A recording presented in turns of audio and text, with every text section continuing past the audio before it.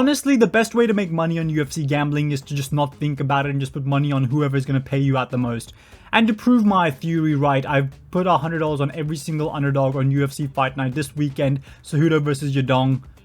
And this is the experiment, I suppose. Like, it's going to end with me seeing how much over $1,200 I can go, because that's how much money I've put into this event. $100 on every single underdog. Rafael, honestly, some of these people, I don't even know who I ended up betting on, because I just looked at the odds, put money on who the underdog was. But let's go through this right now. In this scenario, I've put money on Rafael Cerquera against Modestas Bukauskas. I've gone with Rafael. He was a pretty sizable underdog, and Modestas has been in the UFC for a while, so he definitely has some rapport. But again, it's one of those things where you just need like few of these fighters to hit with their underdog hits, and you're going to be making more money than you have put in, or at least breaking even or close to it, with just maybe 3 or 4 underdogs winning. And this is one of the big ones on the card for sure. Absolutely munted picture of Eric Makonico against Ruziboyev. Let's just call him Ruziboyev. And I've put money on Eric munted picture over here. Again, another big underdog. Now, I got in a little bit too early, in my opinion, because now the odds have even shifted further. So if you want to do this with like $10 each, see how it goes. But I think there's a good chance you probably get some cashola out of this, to be honest. Austin Vanderford, I believe he is the boyfriend of Paige Van Zandt, against Nikola Vertenikov. Like, a person that's name ends with a V, you know exactly who the underdog is. It's obviously going to be Austin Vanderford. And that is, it turns out, who I put the money on, Austin Vanderford. A slight underdog. That's quite surprising. If you are someone that doesn't care about this entire social experiment that I'm doing, it's not really a social experiment, what am I on about? You are probably better off just betting on the guy whose name ends with a V. That's usually a cash ticket to free money, but in this case, I'm going to stick true with what I've been going with and just put money on only the underdogs. Next up, Ricky Simone. Massive slide, I get it. Javid Basharat on the up. I've gone with Ricky Simone. He was the underdog. I don't think Ricky Simone's that bad. He's had some bad performances, but if he can really pull his shit together, I do think he can be formidable. And him is actually an underdog I'm kind of confident, not really confident in, but like kind of hopeful for in this fight. He, again, is a big underdog. If you're getting the money in now after watching this video, you're going to do way better now than you did before, because now I think the odds have shot up even more for all these fighters that I put money on. Going further, Nick Klein versus Mansour Abdul Malik. Who do you think the underdog is? It's obviously the guy that looks like he hasn't... I mean, I don't know.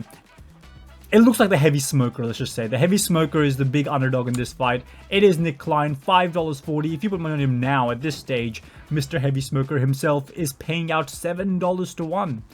So that's a huge thing. I should have waited a little bit longer. I thought this video was going to come out yesterday, but turns out work had other plans for me. But this is what's going to be happening. Nick Klein, Andre Fili versus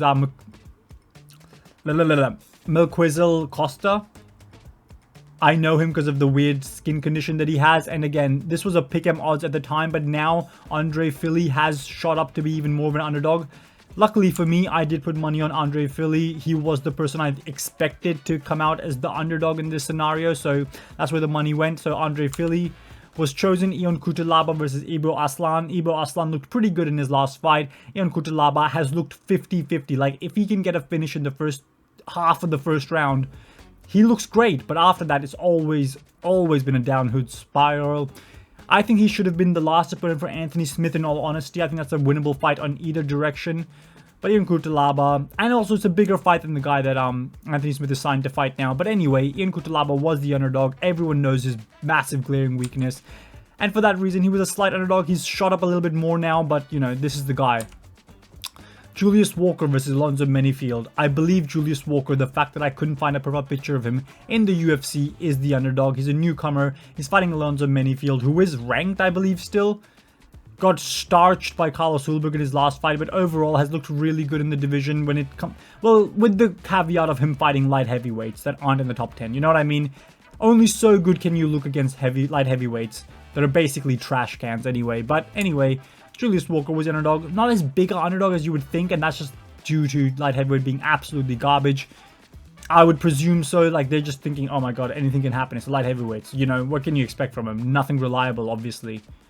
So he was the underdog here. Next up, Melsik Bagdasaryan versus Gene Silva. Obviously, Melsik is going to be the underdog. Gene Silva, Mr. Aura himself. Honestly, every time he fights, massive aura. This picture does not do him justice. He looks like a massive balding nerd in this picture. But overall, in all honesty, Milsic, you're done, mate. Honestly, you're done, mate. Gene Silva, Mr. Aura himself. I think he beat Drew Dober in his last fight.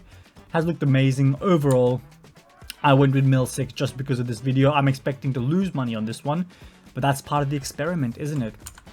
Rob Font. Oh my god, we're up to the last 3 fights. That went really quickly. Rob Font versus Gene Matsumoto.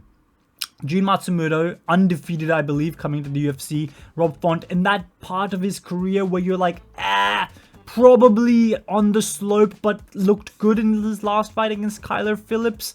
Like, it's so hard to judge fighters when they're at this age, because at any second, it's just like, they just explode with limbs going everywhere. Like, if this fight stays on the feet, I do think Rob Font has a good advantage here. He wasn't a massive favorite by any means, as I'll show you in a second. But Jun Masamuto, just not knowing much about the fighter, he looks like a clean fighter. Like, I mean, I just say that completely based on the fact that his face is just like baby clean. Like, there's no really outstanding strains of hair on there. And he looks ripped, and which is something I can't say about Rob Font. Rob Font's always been a lanky, kind of like Crash Bandicoot, whoopah whoopah fighter, you know what I mean? Like, he's about to spin around with that spinning move like a tabletop.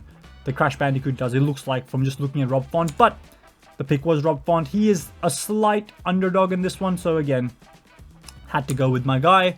Brendan Allen versus Anthony Hernandez. This is a weird one because they're both grapplers, and I think Brendan Allen actually has somewhat of, might have an advantage when it comes to submissions on the ground.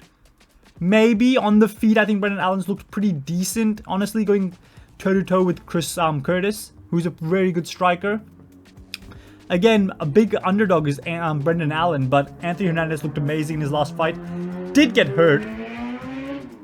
So it just kind of shows you, like, I think the fight should have been definitely closer odds. So I'm very happy with the fact that I got Brendan Allen at $3.10. But overall, you know what I mean. You dig? Next up, Henry Cejudo versus Song Yadong, the main event. I would have gone with Henry Cejudo anyway. If anyone doesn't know, he is actually one of my all-time favorite fighters ever. Against Song Yadong, who is not one of my all-time favorite fighters ever, even though he's a fun fighter to watch, just doesn't have that personality or the charisma, you know what I mean?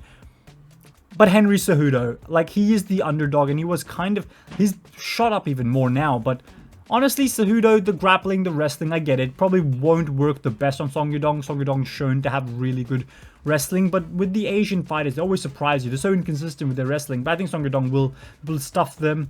And I think he does. Actually, now that I think about it, Song Yadong would just piece up Henry Cejudo on the feet and eventually KO him potentially. But the pick, I did end up going with Cejudo. I can't betray my guy, and he was an underdog. What do you expect from me? It feels like the year where the old heads kind of ride off into the sunset, but I'm hoping Cejudo can just last for one more fight, one more chance to make me money, and that's about it. Hasn't had the best run since coming back, honestly, but he's only lost to the best of the best, if you think about it. Aljamain Sterling and Merab are literally the last two bantamweight champions. I don't think Song Yadong is good enough to get to that stage, but anyway, that was the entire video. $100 on every single underdog on the entire card. That is, we are looking at $1,200 that I have bet across this card on every single underdog. We'll see if I can come out with a profit, a loss. I hope it's one of those nights where it's just like, oh my god, every single underdog's winning. Well, this is absolutely fucking amazing. You know what I mean? But it's probably not going to be that. But, hey, let's see. It's the UFC, right? It's just a random sport. Anyone can slip and just fall into a fist face first. Let's see what happens. Anyway, that was the entire video. Like, share, and subscribe. 237 subscribers. I would like to get to 250. It feels like I've been chasing 250 for a while now, but like, let's just see if we can get to there now. I'll see you guys next time, but that was the entire video. Nothing else to say. Like the video. Bye.